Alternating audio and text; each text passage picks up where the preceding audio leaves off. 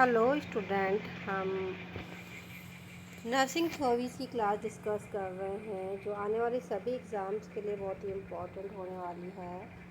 So please आप हमारी class में बने रहिए। यदि आपने हमारे चैनल को लाइक, सब्सक्राइब और शेयर नहीं किया है तो जाके कर दीजिए। बेल आइकन को दबा के रखिए ताकि आने वाली सभी क्लासेस की नोटिफिकेशन आपको मिलती रहे। सो 15 MCQs हम कल की क्लास में डिस्कस कर चुके थे। रिमेनिंग MCQs हम आज की क्लास में डिस्कस करेंगे। Now next question is, which one is the most important function of the theory that guide us toward our professional practice? Okay. So हमको जो ऐसी कौन सी फंक्शनल थ्योरी है जो क्या है हमको प्रोफेशनल प्रैक्टिस के लिए हेल्प करती है। सो वो है एविडेंस बेस्ड केयर। ओके, क्या है? Evidence based care. Now next question, the theory that described how all parts work together as the while and how each part work in related to whole independently is called. Okay, so क्या कहलाता है ये? इस type की जो theory है वो कहलाती है जनरल सिस्टम थ्योरी। ओके, क्या कहलाती है? General system theory. Now next question,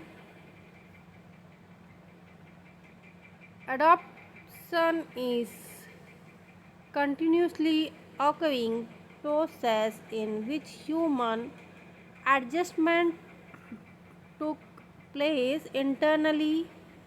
This process is related with, ये प्रोसेस क्या कहलाती है? Biochemical reaction. ओके, क्या कहलाती है? Biochemical reaction.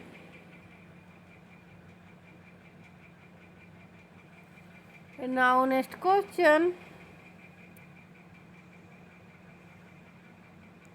the fundamental components of theory that describe object properties and events and allow theorist build open his or her study. So that is called concept. Okay, क्या बोलेंगे? Concept. Concept में क्या क्या होता है?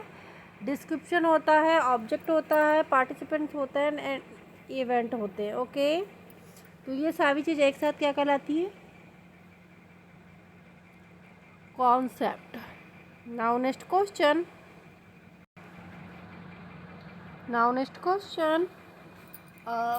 facilitate better patient care, enhance professional status and help to generate further knowledge of the benefits of।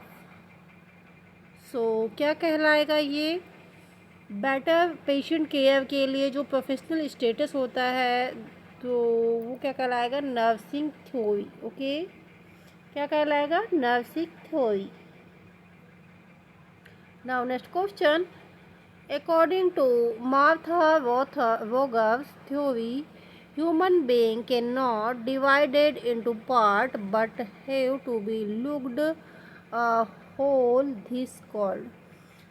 क्या है कि मार्था रोथा थ्योरी जो है इसमें क्या है कि पॉइंट है कि ह्यूमन बीइंग डिवाइड नहीं है। और क्या है ये? इस टाइप का दिखाई देते हैं। क्या है? Unilateral human being. क्या कहलाएंगे ये? इसको क्या बोलेंगे हम? Unilateral human being. Now next question,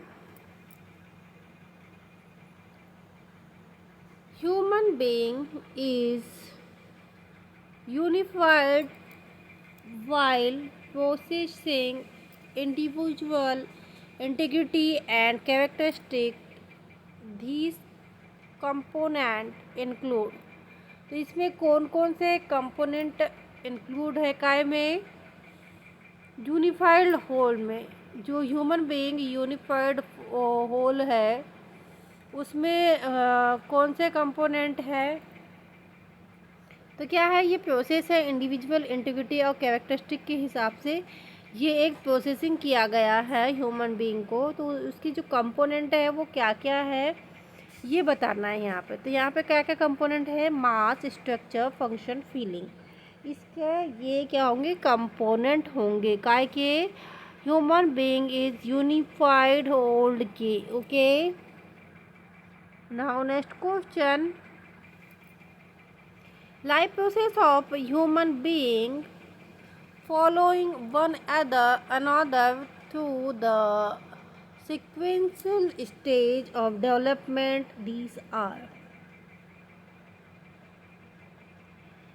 so जो क्या है लाइफ प्रोसेस है ह्यूमन बीइंग की वो क्या है? One another two sequential stage of development. तो क्या है वो एक के बाद एक स्टेज आती है और सीक्वेंस में है, ठीक है। तो ये क्या है? ये option A concept birth efficiency, option B adolescent adulthood and old age. तो क्या होगा?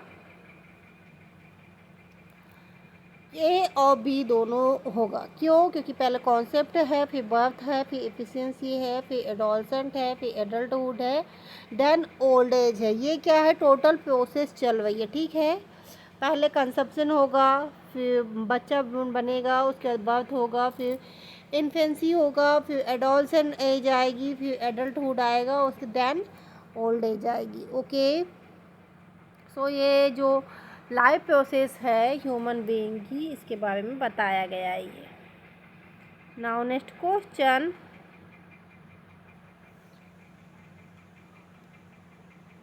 If client's blood pressure is high or low, these indicate that environmental status has affected line of defense। Okay, यदि क्या हो रहा है client का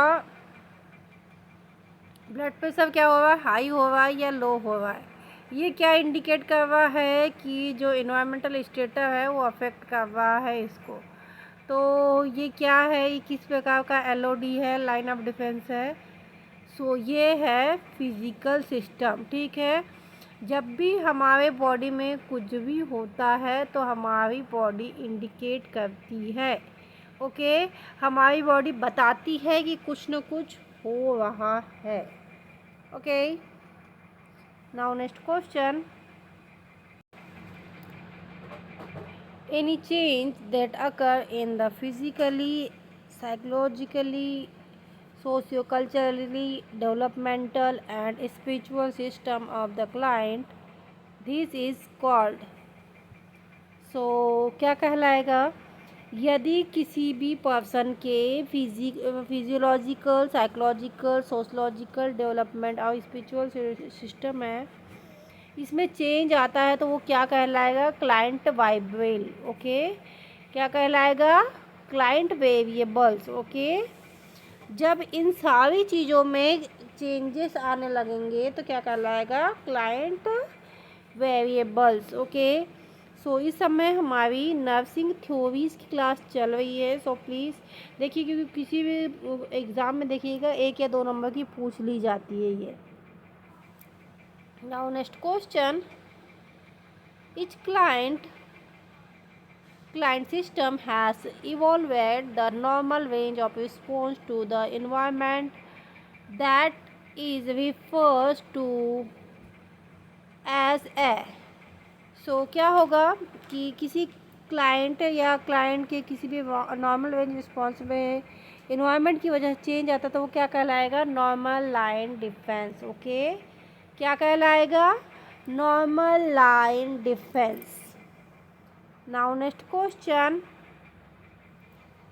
according to Betty Neuman system model, the normal old LOD क्या है? Line of defence. Can be used to standard from which to. So क्या होगा? किसके अकॉर्डिंग? न्यूमैन के अकॉर्डिंग। न्यूमैन के अकॉर्डिंग क्या है line of defence? Major health deviation. Okay, क्या है? नॉर्मन के according major health deviation. Now next question, N optimal stage of system sustainability is called. So क्या कहलाता है? Optimal stage of system sustainability, so that is called wellness. So student, ये थे बहुत ही important MCQ जो हमने आज की क्लास में डिस्कस किए। आई होप आने वाले सभी एग्ज़ाम्स के लिए ये MCQs इम्पॉर्टेंट रहने वाले हैं। सो प्लीज़ आप हमारी क्लास में बने रहिए। यदि आपने हमारे चैनल को लाइक, सब्सक्राइब और शेयर नहीं किया है तो जाके कर दीजिए। बेल आइकन को दबा के रखिए ताकि आने वाली सभी क्लासेस की नोटिफिकेशन आपको मिलती रहे। Thank you for watching.